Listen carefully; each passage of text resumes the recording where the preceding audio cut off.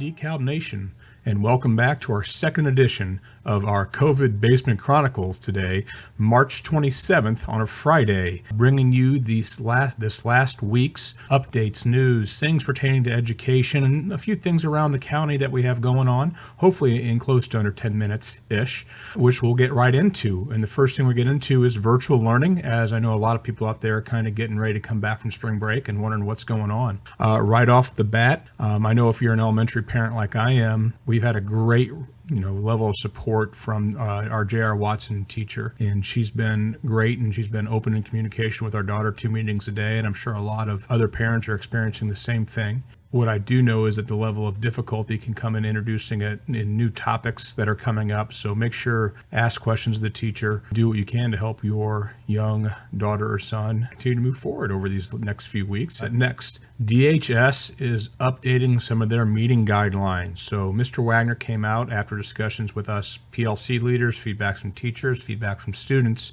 on how to best structure our day to provide the best experience for virtual learning. Those things include following a Wednesday schedule, which you're going to see pop up here.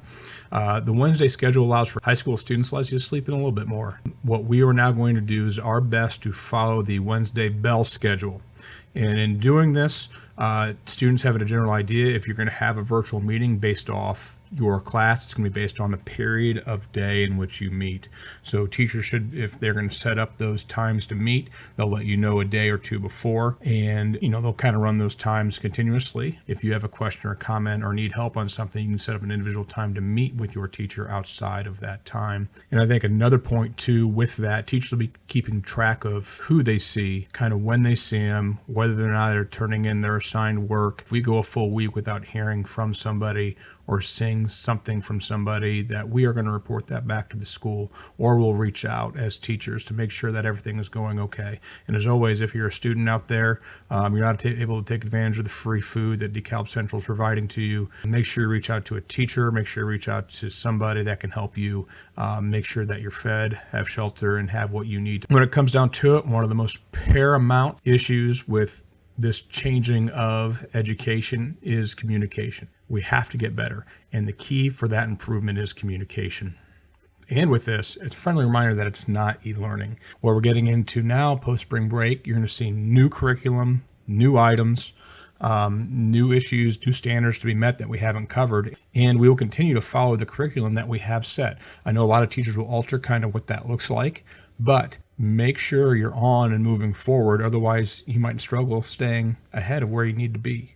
Get on, do what you have to do to be successful, and ask for help when needed.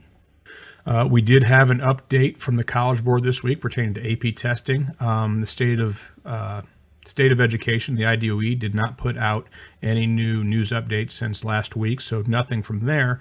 But the big thing that we saw from the College Board pertains to AP tests for students. You can find this on the College Board website. Up top, I'll kind of show you a screenshot here. There is a link for students to receive AP help, SAT, ideas, any news that pertains to the College Board. You can find it directly right here. But the big news from them is that AP tests are still going to go on and will follow a 45-minute online free response format. But you can find that information. I'll have the link posted below.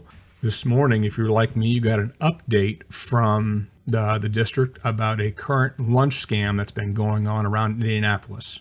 So what is going on? People are coming to individuals' homes, asking them to sign up for meals, essentially trying to steal your identity and your money. And understand that if you are receiving these meals from DeKalb schools, you can find the information when and where they're going to be. Don't fall scam to anybody who's trying to steal your information. We aren't going to ask for that. If you, again, I'll post a link below. If you have questions or concerns, check out that information. That is your first place to go. In other big news, there was our first COVID case in DeKalb County. The DeKalb County Health Department has put out a statement. Mr. Teeters has put out a statement. Important facts that pertain to this situation include the individual has been self-quarantined since Tuesday, March 17th. The staff member's last day at the high school is Monday, March 16th.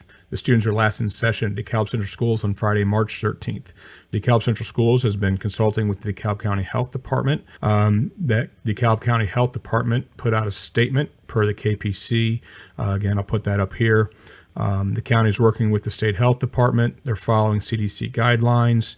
The risk to the public is believed to be low. Dr. Souter, who is the lead in this case, and for the DeKalb County Health Department, gave us an outline of what we need to be looking for as citizens of DeKalb County for coronavirus. And you find these here.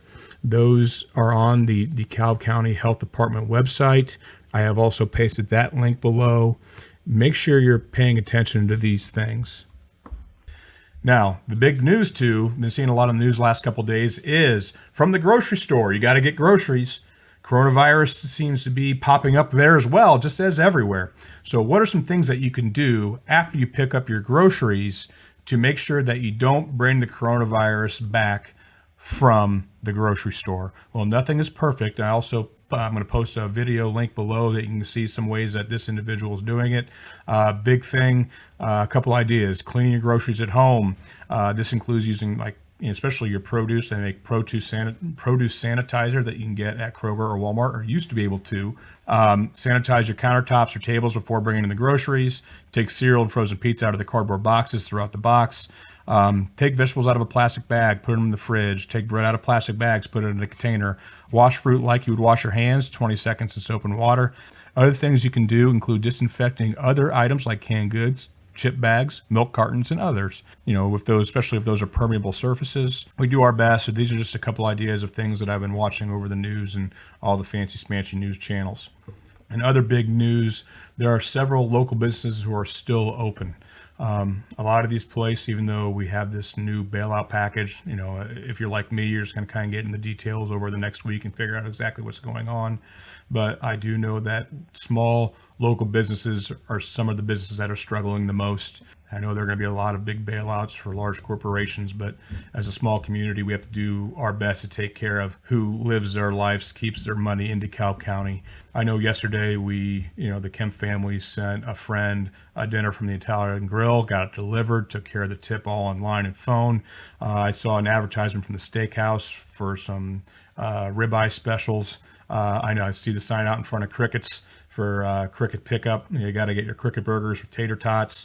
You see Chris with Munchies online all the time saying, come get Munchies for carryout. I don't know exactly if they're delivering, but if you have a local business and you want the word out there on our little segment, great, reach out to us. I'll keep paying attention to who's out there and who's doing what. So if you have an opportunity, I called Ace delivered some stuff out the other day. Support your local businesses, do what you can. Do it safely, keeping your 6 feet plus. But if you're a local business, want some support, reach out and we'll get you out there the best we can. So much serious in this world, so much kind of crazy going on. But I tell you what, it's not as crazy as this. To that, I give you our first dance contest challenge. Here's Mr. Wagner. Hey Barons, how's your spring break going? Let's have a Baron dance off. Check out my moves, now let's see yours. Right foot, now left foot, hey. Right foot, now left foot, hey. Right foot, now left foot, hey. Right foot, now left foot. One hand, two hands, hit your rollie, hit that rollie, do your dance, Now lean with it, rock with it, lean with it, rock with it. Wow, just amazing. I didn't know he had those types of moves, amongst other things. But not to be outdone, the first response came from J.R. Watson, guidance counselor, Mrs. Sparkman, and daughter Ellie, with a surprise guest in the back from Dad. Here we go. No, I'm good.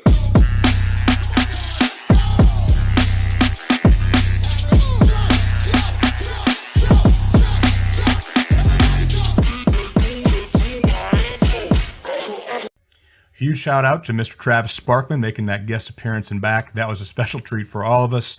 I'll be paying attention to the Twitters, seeing all the TikTok videos and all that fancy stuff to kind of give you an uplift for your day. Yes, I know they're silly, they're stupid, but you know what? Sometimes you need that. So before we start bashing, why don't you try it and cut loose a little bit, even if it's like that. So can't wait to see some more submissions. I'm also looking for more ideas to keep busy. So if you're like me and you have to practice family social distancing every now and then in your basement while your 3 children are upstairs with the missus and vice versa, you got to figure out a few things to keep yourself busy, occupied, and in some cases sane. So If you have ideas, you're a family man, family woman, mom, dads, or maybe you're just by yourself, all by your lonesome, and the video games are just not enough. Come up, let me know some of the ideas you got going on. We'll feature those ideas next week. I know for Mrs. Kempf, she made our girls prayer boards that were absolutely awesome.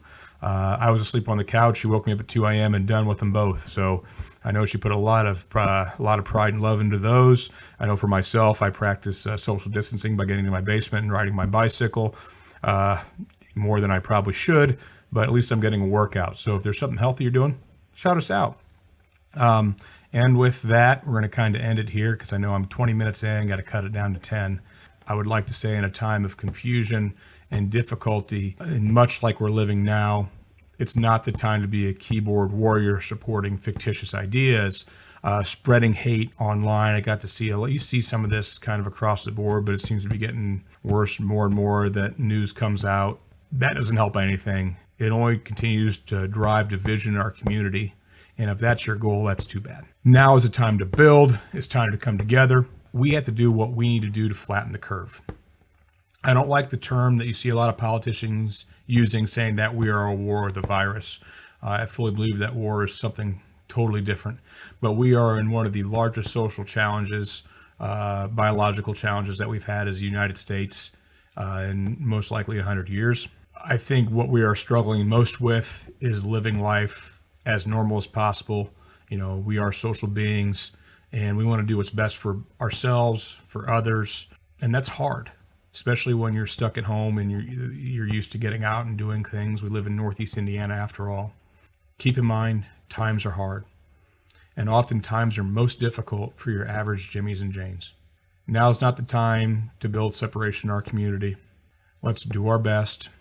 Let's always do our best to do our part and overcome this hard-nosed challenge. And then in the few months when we get out, we can celebrate like no other. With that, I bid you adieu. This is Pete Kempf, not saying goodbye, but God bless, and until next time.